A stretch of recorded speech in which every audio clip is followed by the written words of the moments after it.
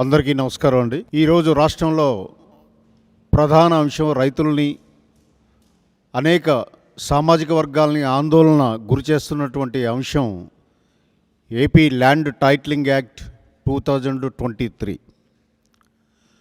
ఈ చట్టం తెచ్చే ఉద్దేశం కానీ, ఈ ప్రభుత్వం అంతర్లీనంగా ఉండే ఆలోచనలు కానీ, ఈ కూటమి జనసేన పార్టీ, తెలుగుదేశం పార్టీ మరియు బీజేపీ తీవ్రంగా ఖండిస్తుంది.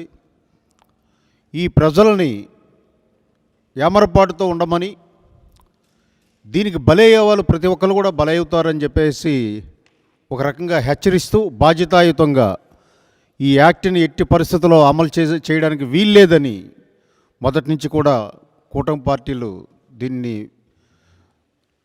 ఉద్యమాలు చేస్తున్న న్యాయవాదులను కానీ ఇతరతర పౌర సామాజిక అందరినీ కూడా మద్దతు ప్రకటించడం మీ అందరికీ తెలిసిందే.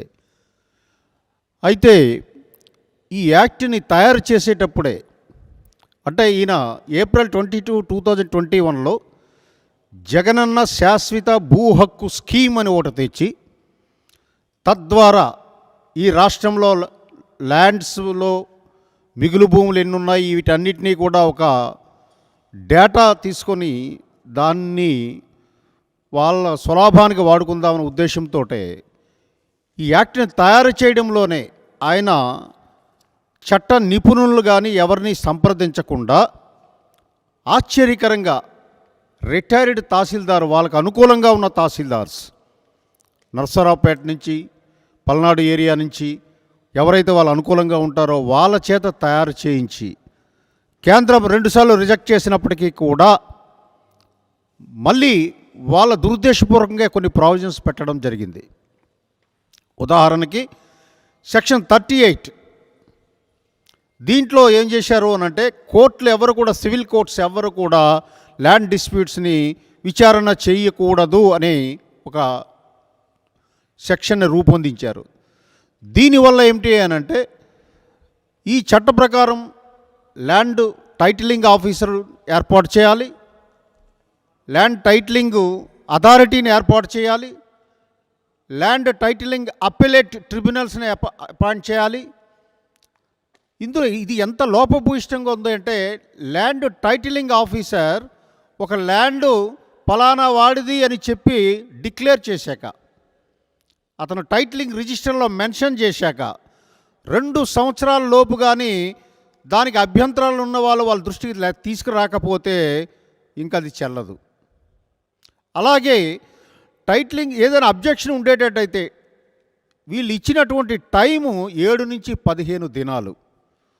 ఏదైనా ఒక order land titling officer pass చేస్తే ఆ ఆర్డర్ని ఎవరైతే దాన్ని వ్యతిరేకిస్తాడో అతని చేతికి రావడానికే 15 రోజుల కంటే ఎక్కువ టైం పడుతుంది.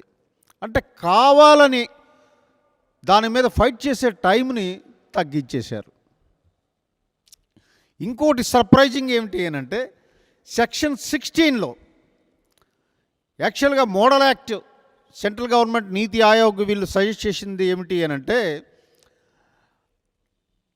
అప్పీల్ టు ది హైకోర్ట్ అని వాళ్ళు మోడల్ యాక్ట్లో పెడితే, ఎంత దుర్మార్గంగా వీళ్ళు అప్పీల్ అనే పదాన్ని తీసేసి రివిజన్ టు హైకోర్ట్ అని పెట్టడం జరిగింది. అంటే అప్పిలేట్ అథారిటీ అంతా కూడా ఎవరి చేతిలో ఉంటుంది అని అంటే, joint collectors cadre, chief secretary cadre, revenue అఫీషియల్స్ని ప్రతి దశలో కూడా ఏర్పాటు చేసి వాళ్ళ ద్వారా అప్పిలేట్ అథారిటీ వరకు కూడా ఫ్రీ చేసి ఓన్లీ రివిజన్కి హైకోర్టుకి పంపించాలి అన్నటువంటి దురుద్దేశపూర్వకంతో యాక్ట్ రూపొందించబడింది. ఇది టోటల్గా డిఫర్ అవుతుంది కాంట్రాక్ట్ యాక్ట్స్ 1872 కానీ, ట్రాన్స్ఫర్ ఆఫ్ ప్రాపర్టీ 1872 కానీ, రిజిస్ట్రేషన్ యాక్ట్ 1909 కానీ, ఇవేవి కూడా పరిగణలోకి తీసుకోకుండా అగమేఘాల మీద హడావుడిగా ఈ యాక్ట్ని అమలు చేయాలని వీళ్ళు చేసిన ప్రయత్నాలకి రాష్ట్ర హైకోర్టు, ఏపీ బార్ కౌన్సిల్ వాళ్ళు పిటిషన్ వేయడంతో దాన్ని అమలు చేయడానికి వీల్లేదని చెప్పడం జరిగింది. తరువాతను రెవెన్యూ మినిస్టర్ ధర్మాన ప్రసాద్ గారు ఇచ్చేస్తూ అసలు సర్వే 4,000 విలేజెస్ అయిందన్నారు. ఆ సర్వే ఎంత లోపభూయిష్టంగా అవుతుందో అది తర్వాత అందరూ గమనించాలి. ఇంకా 13,000 గ్రామాల్లో సర్వే జరగలేదు. సర్వే జరగకుండా ఈ యాక్ట్ని ఇంత అగమేఘాల మీదుగా ఇంప్లిమెంట్ చేయవలసినటువంటి అమలు చేయవలసిన అవసరం ఈ ప్రభుత్వానికి ఏమొచ్చింది అని మేము తీవ్రంగా ప్రశ్నిస్తున్నాం. ఇది కేవలం భూ దోపిడీకి, భూ మాయ చేయడానికి ఉద్దేశించినటువంటిది. ఉద్దేశంతోటే ఈ ప్రభుత్వం దీన్ని తెర మీదకి తీసుకొచ్చింది తప్ప ప్రజలకి మంచి చేయాలని, ప్రజా శ్రేయస్సు దృష్ట్యా తెచ్చిన చట్టం కాదని చెప్పి తెలియజేస్తూ, దీన్ని తీవ్రంగా వ్యతిరేకిస్తూ ప్రజలెవరూ కూడా ఆందోళన చెందొద్దు. మీ వైపు కూటమి ఉంది. కూటమి అధికారంలోకి వచ్చిన వెంటనే ఆల్రెడీ మాజీ ముఖ్యమంత్రి నారా చంద్రబాబు నాయుడు గారు ప్రకటించడం జరిగింది, పవన్ కళ్యాణ్ గారు కూడా ప్రకటించడం జరిగింది, అలాగే బీజేపీ నాయకులు కూడా ప్రకటించడం జరిగింది. ఈ యాక్ట్ని ఇమీడియట్గా రిపీల్ చేస్తామని చెప్పేసి. కాబట్టి ప్రజలందరూ గమనించవలసిందిగా కోరుతూ, ఎట్టి పరిస్థితుల్లో ఈ యాక్ట్ని అమలు చేయనివ్వము అని చెప్పేసి మరొక్కసారి పునరుద్ఘాటిస్తూ సెలవు తీసుకుంటున్నాను. Thank you. పెద్దలు శివశంకర్ గారు ఈ ల్యాండ్ టైటిలింగ్ యాక్ట్కి సంబంధించి దాని పూర్వపరాలు ఏంటి, ఎటువంటి మార్పులు చేసి ఈ రోజున రాష్ట్రంలో ఉన్నటువంటి పౌరుల యొక్క ఆస్తులు కాజేయటానికి ఈ రాష్ట్ర ముఖ్యమంత్రి సైకో జగన్ రెడ్డి పన్నాగం పన్నాడో అవన్నీ కూడా మరి యాక్ట్లో ఉన్నటువంటి అంశాలని ఆయన వివరించారు. ఈ రోజున ఒక్కసారి మనం గతాన్ని గుర్తు చేసుకుంటే, జగన్మోహన్ రెడ్డి పాదయాత్ర చేసినటువంటి సందర్భంలో 2019 ఎన్నికలకు ముందు సంవత్సరం పాటు మార్నింగ్ వాక్, ఈవినింగ్ వాక్ చేసినటువంటి సందర్భంలో ఆయన ప్రజల కష్టాలు తెలుసుకోవటం కంటే ఎక్కువగా ఏ జిల్లాలో ఎక్కడెక్కడ ప్రభుత్వ ఆస్తులు ఎన్ని ఉన్నాయి, ప్రైవేటు వ్యక్తుల చేతుల్లో విలువైనటువంటి ఆస్తులు ఎక్కడెక్కడ ఎంతెంత ఉన్నాయి, ఆయన చూపంతా కూడా వాటి మీద ఉండేది. ఆయన రాయలసీమ జిల్లాలో తిరిగినా, ఏ జిల్లాలో తిరిగినా అటు ఇటు తిరిగి చూసుకుంటా ఆస్తుల్ని చక్కగా ఐడెంటిఫై చేసుకున్నాడు. రేపు ఒకవేళ మనం అధికారంలోకి వస్తే ఎక్కడెక్కడ ఏ భూముల్ని కబ్జా చేయాలి, ఎటువంటి ప్రభుత్వ భూముల్ని మనకు కావాల్సినటువంటి వాళ్ళకి దోచిపెట్టాలి, ప్రైవేట్ వ్యక్తుల చేతిలో ఎక్కడెక్కడ విలువైనటువంటి ఆస్తులు ఉన్నాయి, ఇవన్నీ కూడా ఐడెంటిఫై చేసి పెట్టుకున్నాడు. ఒక లిస్టు తయారు చేసి పెట్టుకున్నాడు పాదయాత్ర సందర్భంగా. అధికారంలోకి వచ్చిన దగ్గర నుంచి వాటిని కబ్జా చేయటమే పనిగా పెట్టుకున్నాడు ఈ జగన్ రెడ్డి. ముందుగా ఒక్కసారి మీరు గమనించినట్లయితే పేదవాళ్ళకి చెందినటువంటి భూములపైన కన్నేశాడు. అసైన్డ్ భూములు 200 కోట్ల విలువైన దళితుల భూములపై కన్నేశారు. ఇది ఒక వార్త మాత్రమే, ఒక ఇన్సిడెంట్ కర్నూలు జిల్లాలో. ఈ రకంగా రాష్ట్ర వ్యాప్తంగా ఉన్నటువంటి అనేక జిల్లాల్లో, ఉత్తరాంధ్ర జిల్లాలో కూడా మనం చూసాం. విశాఖపట్నం చుట్టుపక్కల పెద్ద ఎత్తున కొన్ని వందల ఎకరాల అసైన్డ్ భూములు పేదవాళ్ళని తరిమికొట్టి, పేదవాళ్ళ గుడిసెలు కూల్చేసి, వాళ్ళపైన లాఠీ చార్జీలు చేసి మరి ఈయన గారు ముందుగా చేసినటువంటి పని ఏంటంటే, రాష్ట్ర వ్యాప్తంగా ఉన్నటువంటి పేదలు, దళితులు, బలహీన వర్గాల చేతుల్లో ఉన్నటువంటి అసైన్డ్ భూముల్ని కాజేసే కార్యక్రమానికి శ్రీకారం చుట్టాడు. ఆ కార్యక్రమం సఫలీకృతం అయిన తర్వాత ఈయన గారి కన్ను ప్రభుత్వ భూములపైన పడింది. పేదవాడి భూములు దోచేశాక, అసైన్డ్ భూములు లాగేశాక ఇక ప్రభుత్వ భూములు కొన్ని వేల ఎకరాలు ఎవడెవడికి ఏ విధంగా దోచిపెట్టాలి. ఇవాళ ఉదాహరణకి సోలార్ పవర్ పార్కుల పేరుతో పెద్ద ఎత్తున కొన్ని వేల ఎకరాలు దోచేశారు. 75,000 ఎకరాలకు ఎసరు, ఇదిగోండి ఇది అనంతపురం జిల్లాలో 75,000 ఎకరాలు సోలార్ పవర్ పార్కుల పేరుతో. అదేవిధంగా సన్నిహితులకే ఎనర్జీ, ఆయన సన్నిహితంగా ఉండేటటువంటి కంపెనీల లిస్టు మనకు తెలుసు కదండి. Shirdi Sai electricals, Indosol solar, Adani green energies, ఇట్లా ఆయనకి సన్నిహితంగా ఉండేటటువంటి కంపెనీలకి వైఎస్ఆర్ కడప జిల్లా, అల్లూరు సీతారామరాజు జిల్లా, నంద్యాల, అనంతపురం, పార్వతీపురం అని ఇట్లా రకరకాల ప్రాంతాలలో కొన్ని వేల ఎకరాలు సోలార్ పవర్ పార్కుల పేరుతో ప్రభుత్వ భూముల్ని కాజేసి తన బినామీలకి, తన వ్యాపార భాగస్వాములకి దోచిపెట్టాడు. అంటే స్టెప్ బై స్టెప్ ఏ రకంగా భూదోపిడీ చేశాడో జగన్మోహన్ రెడ్డి ఒక్కసారి ప్రజలు అర్థం చేసుకోవాలి. ముందుగా అసైన్డ్ భూములకి ఎసరు పెట్టాడు. రెండోది కొన్ని వేల ఎకరాల ప్రభుత్వ భూముల్ని తన బినామీ కంపెనీలకి దోచిపెట్టాడు. ఈ రెండు అయిపోయిన తర్వాత ప్రభుత్వ ఆస్తులను కూడా తనఖా పెట్టేశాడండి. ఏది ఆఖరికి ఇదిగోండి తనఖాలో విశాఖ కలెక్టర్ కార్యాలయాల్ని, అంటే తన ధన దాహాన్ని తీర్చుకోవటం కోసం ఎన్ని దుర్మార్గాలు చేశాడో ప్రభుత్వ ఆస్తులకు సంబంధించి భూములకు సంబంధించి ఒకసారి మనం గుర్తు చేసుకోవాలి. విశాఖ జిల్లాలో అయితే ఏకంగా కలెక్టర్ కార్యాలయాన్ని తనఖా పెట్టేశాడు 3 ఎకరాలు. వాల్తేరులో ఉన్నటువంటి ప్రభుత్వ గృహం 5.5 ఎకరాలు అది తనఖా పెట్టేశాడు. Forest guest house, DEO office, ఆఖరికి రైతు బజార్ను కూడా వదల్లా. ఆ రకంగా రాష్ట్ర వ్యాప్తంగా ఉన్నటువంటి కలెక్టర్ కార్యాలయాలతో సహా తనకు ఆఖరికి రాష్ట్ర సచివాలయాన్ని కూడా తనఖా పెట్టేశాడు కదా. ఏపీ సెక్రటేరియట్ని కూడా తనఖా పెట్టేసినటువంటి ప్రబుద్ధుడు ఈ రాష్ట్ర ముఖ్యమంత్రి జగన్ రెడ్డి. సో ఇది కూడా అయిపోయింది. అసైన్డ్ భూములు అయిపోయింది, ప్రభుత్వ భూముల దోపిడీ అయిపోయింది, ప్రభుత్వ ఆస్తుల తనఖా అయిపోయింది. ఇక మిగిలింది ఏంటండి? ప్రైవేట్ ఆస్తులు. రాష్ట్రంలో ఉన్నటువంటి పౌరులకు చెందినటువంటి ఆస్తులు మాత్రమే మిగిలాయి. అప్పుడు తీసుకొచ్చాడు జగనన్న భూరక్ష పథకం అంట. ఇది భూరక్ష కాదండి, భూభక్ష. ఈ ల్యాండ్ టైటిలింగ్ యాక్ట్ పేరుతో జగనన్న భూభక్షణ పథకాన్ని తెర మీదకి తీసుకొచ్చి ముందుగా ఏం చేశాడు? సర్వే పేరుతో మన ఆస్తి చుట్టూ ఆయన బొమ్మతో రాళ్ళు వేసాడండి. సర్వే రాళ్లపైన ఆయన బొమ్మ వేసుకుని ఆస్తి మనదంట, బొమ్మ ఆయనది ఉంటుందంట సర్వే రాళ్లపైన. అంటే ముందుగానే ఒక ఇండికేషన్ ఇచ్చాడు, అరే బాబు రేపు లాగేసుకుంటున్నా మీ స్థలం అని చెప్పి ముందుగానే సర్వే రాళ్లపైన బొమ్మ వేసుకుని ఒక ఇండికేషన్ ఇచ్చాడు. రాళ్ళు వేసేసాడు. తర్వాత ఏం చేశాడు? పట్టా మీద, మన ఆస్తి పట్టా మీద ఆయన బొమ్మ వేసుకోవటం మొదలెట్టాడు. ఆస్తి మనది, సర్వే రాళ్లపైన ఆయన బొమ్మలు, మన ఆస్తి పట్టా పైన కూడా ఆయన బొమ్మే.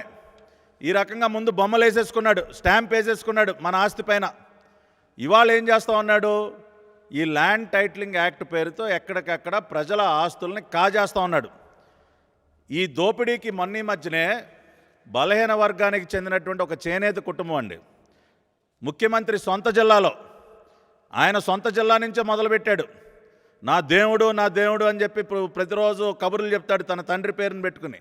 తన తండ్రి పేరు పెట్టుకున్నటువంటి సొంత జిల్లాలో వైఎస్ఆర్ కడప జిల్లా నుంచే ఈ భూ కబ్జా, రాష్ట్రంలో ఉన్నటువంటి ప్రైవేట్ ఆస్తుల కబ్జాకి తెరలేపాడు. ఒంటిమిట్ట మండలం కొత్త మాధవరం గ్రామానికి చెందినటువంటి సుబ్బారావు, ఒక చేనేత కుటుంబం, అతనికి చెందినటువంటి భూమిని ఈ రీసర్వే పేరుతో వీళ్ళు మొత్తం కూడా కబ్జా చేసి రికార్డులు తారుమారు చేస్తే 6 నెలల పాటు అధికారుల చుట్టూ తిరిగి అలసిపోయి ఇక చేసేది లేక తన 2 ఆడపిల్లల చదువు కోసం దాచిపెట్టుకున్నటువంటి ఆస్తి ఈ రకంగా కబ్జాకు గురయ్యేసరికి రైలు ట్రాక్ పైన రైలు కింద పడి చనిపోయారండి. భార్య, భర్త, తన కూతురు ముగ్గురు కలిసి ఆత్మహత్య చేసుకున్నారు.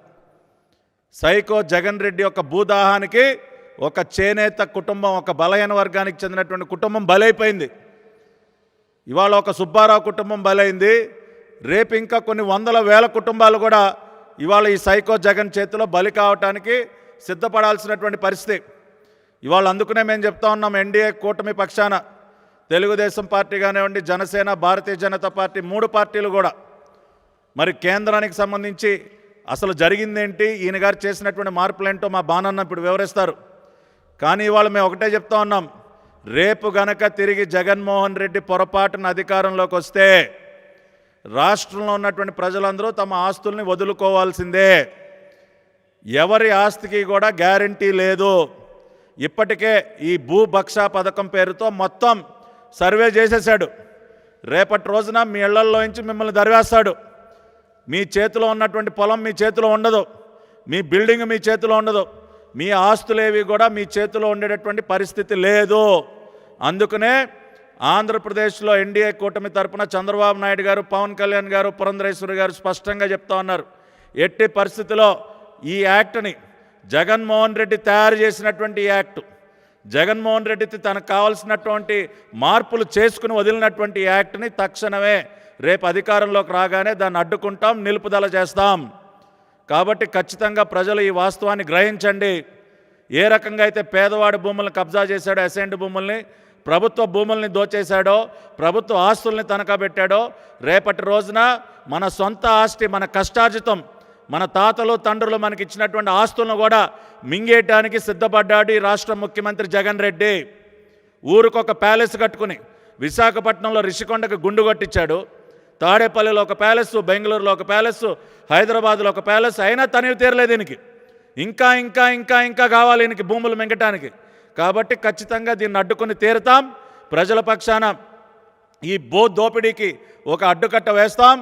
రేపు అధికారంలోకి రాగానే ఈ ల్యాండ్ టైటిలింగ్ యాక్ట్ని రద్దు చేస్తామని చెప్పి కూడా మళ్ళీ ఒక్కసారి ఈ పత్రికా సమావేశం ద్వారా, ఈ మీడియా సమావేశం ద్వారా పునరుద్ఘాటిస్తూ ఇప్పుడు మరి సోదరులు భానుప్రకాష్ రెడ్డి గారు మరిన్ని విషయాలు మీకు తెలియజేస్తారు. ఇంతకుముందే శివశంకర్ గారు మన పట్టాభన్న చెప్పడం జరిగింది. ఏ విధంగా ఆంధ్రప్రదేశ్లో చట్టాలని ఉల్లంఘించి కేంద్ర ప్రభుత్వం చెప్పిందని చెప్పి కేంద్ర ప్రభుత్వం మీద ఒక అసత్య ప్రచారాన్ని ప్రజల్లోకి తీసుకుని వెళ్ళి భారత రాజ్యాంగాన్ని పాటించాల్సినటువంటి బాధ్యతగా ఉన్నటువంటి ముఖ్యమంత్రి జగన్మోహన్ రెడ్డి రాజ్యాంగం ఆంధ్రప్రదేశ్లో పనిచేసే విధంగా అధికారుల ద్వారా వారు పనిచేయించుకుంటున్నారు. మామూలుగా పురాణాల్లో విన్నాం, బకాసురుడు ఉన్నాడు, రోజుకి ఒక ఇంటి నుంచి బండెడు అన్నం ఒక మనిషి తినేదని కావాలి ఆయనకి, అది పురాణాల్లో. ఈరోజు ఈ కలియుగ బకాసురుడికి ఆకలి తీరట్లే, రోజు భూములు కావాలి ఆయనకి. రోజు ఆంధ్రప్రదేశ్లో అధికార పార్టీ ఆగడాల్ని అణుచుకుంటున్నారు ఆంధ్రప్రదేశ్ ప్రజలు. ఎక్కడ చూసినా సరే భూ కబ్జాలు, ఎక్కడ చూసినా సరే నియమ నిబంధనలకు వ్యతిరేకంగా అధికారులు అధికార పార్టీకి సహాయ సహకారాలు అందిస్తున్నారు. మిత్రులారా, చాలా బాధాకరమైన విషయం. చేసేది తప్పు వీళ్ళు. మేము కేంద్రంలో ప్రభుత్వ ఆదేశాలను పాటిస్తాం, ఒక్క పేపర్ చూపించమని చెప్పండి. నేను ఛాలెంజ్ చేస్తున్నా జగన్మోహన్ రెడ్డిని, ప్రభుత్వాన్ని, భారతీయ జనతా పార్టీ, ఎన్డీఏ కూటమి మేము ఛాలెంజ్ చేస్తున్నాం. కేంద్ర ప్రభుత్వం ఏం చెప్పింది, మీరేం చేశారు, మీరు బహిరంగ చర్చకు సిద్ధమా అని చెప్పి మేము ముఖ్యమంత్రి గారిని, ఆయనట్ట బయట రాడు కాబట్టి సకల శాఖ మంత్రి ఒక అతను ఉన్నాడు, ఎప్పుడు ఏమి వచ్చినా సరే ఆయన ముందు వచ్చి మాట్లాడతారు కదా, ఎవరైనా సరే రమ్మని చెప్పండి, మేము పూర్తి ఆధారాలతో మాట్లాడేదానికి మేము సిద్ధంగా ఉన్నాం, మీరు సిద్ధమా అని చెప్పి ఎన్డీఏ కూటమి అధికార పార్టీని ప్రశ్నిస్తూ ఉంది. మీరు ఇన్ని రోజులు చెప్పారు కదా సిద్ధం సిద్ధం సిద్ధం అని, రండి మాట్లాడుకుందాం. అసలు ఏం చెప్తోంది, చట్టాలు ఏం చెప్తోంది, మీరేం చెప్తున్నారు? మిత్రులారా, 300 ఏళ్ల నుంచి ప్రాథమిక హక్కుగా ఉన్నటువంటి ఆస్తి హక్కు 44వ రాజ్యాంగ సవరణ ద్వారా రాజ్యాంగ హక్కుగా ఆర్టికల్ 300A పొందుపరిచారు. మిత్రులారా, ఆర్టికల్ 300A పొందుపరిచారు. ఆస్తి యాజమాన్య హక్కులను రక్షించేందుకు ఆస్తి బదలాయింపు చట్టం, రిజిస్ట్రేషన్ చట్టం, ఇండియన్ స్టాంప్ చట్టం, లిమిటేషన్ చట్టం, ఆంధ్రప్రదేశ్ భూ కేటాయింపు చట్టం, ఇనాం రద్దు చట్టం, పట్టాదార్ పాస్బుక్ చట్టం, సర్వే మరియు హద్దులు చట్టం తదితర రాజ్యాంగబద్ధమైనటువంటి చట్టాలని ప్రజల ఆస్తి హక్కు రక్షణ కోసం ప్రగడ్బందీగా రూపొందించారు. కానీ ఈరోజు ఏం జరుగుతోంది ఆంధ్రప్రదేశ్లో? ఈరోజు ఏం జరుగుతోంది? ఇప్పుడు న్యాయ వ్యవస్థకు ప్రమేయం లేకుండా జగన్ సర్కార్ 2023 అక్టోబర్ 31 తేదీన కొత్త చట్టం తీసుకొని వచ్చింది. జగన్ చట్టం రాజ్యాంగం ఇచ్చినటువంటి ఆస్తి యాజమాన్య హక్కుల్ని అంతగా తెలియని రెవెన్యూ డిపార్ట్మెంట్కి సర్వ హక్కులు సంక్రమింప చేసింది జగన్ ప్రభుత్వం. ఇండియన్ స్టాంప్ చట్టం, సర్వే మరియు హద్దుల చట్టం, ఇందుముందు మనం మాట్లాడుకున్నట్టు ఈ చట్టాలన్నీ పక్కన పెట్టి కొత్త చట్టాన్ని తీసుకొని వచ్చింది జగన్మోహన్ రెడ్డి. దీనివల్ల మొత్తం ఆంధ్రప్రదేశ్ ప్రజలకి నష్టం జరగబోతూ ఉంది. ఇంతకుముందు పట్టాభ గారు అన్నారు, పొరపాటున జగన్మోహన్ రెడ్డి వస్తే అని. వచ్చే అవకాశం లేదు జగన్మోహన్ రెడ్డి. మీరు అధికారంలోకి వచ్చేది కళ, మీరు రారు. కానీ చేసినటువంటి అక్రమాలని ఎట్టి పరిస్థితుల్లోనూ ఎన్డీఏ కూటమి వదిలే ప్రసక్తే లేదు. అధికారులను అడ్డం పెట్టుకొని ఇండియన్, నాకు చాలా బాధగా ఉంది, నాకు ఐఏఎస్ అధికారులైనా ఐపీఎస్ అధికారులైనా చాలా గౌరవం. కానీ ఇండియన్ అడ్మినిస్ట్రేటివ్ సర్వీస్ ఆంధ్రప్రదేశ్లో కొందరు అధికారులు అధికార పార్టీ సర్వీస్గా మార్చేస్తారు. ఇండియన్ పోలీస్ సర్వీస్ ఆంధ్రప్రదేశ్లో కొందరు అధికారులు పొలిటికల్ సర్వీస్గా మార్చేస్తారు. వీళ్ళని నమ్మి ఎంతమంది మునిగిపోయారు చూడండి. నిన్న ఒక 2 ఐపీఎస్ అధికారులు, మొన్న ఒక 7 ఐపీఎస్ అధికారులు, అంతకుముందు 4 ఐఏఎస్ అధికారులు, ఇంకా మునిగేదానికి చాలామంది ఉన్నారు. వీళ్ళని ఎవరు కాపాడలేరు.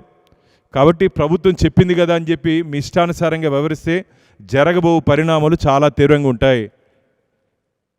శివశంకర్ గారు చెప్పినట్టు ఖచ్చితంగా దీంట్లో చాలా లొసుగులు ఉన్నాయి. ఇప్పటికే రాష్ట్ర వ్యాప్తంగా కొన్ని నెలల పాటు న్యాయస్థానాలు స్తంభింపబోయాయి. న్యాయవాదులంతా దీని మీద పోరాటం చేశారు. అసలు తప్పు చేసేది రెవెన్యూ డిపార్ట్మెంటు, దాని మీద న్యాయస్థానానికి వెళ్ళేది ప్రజలు.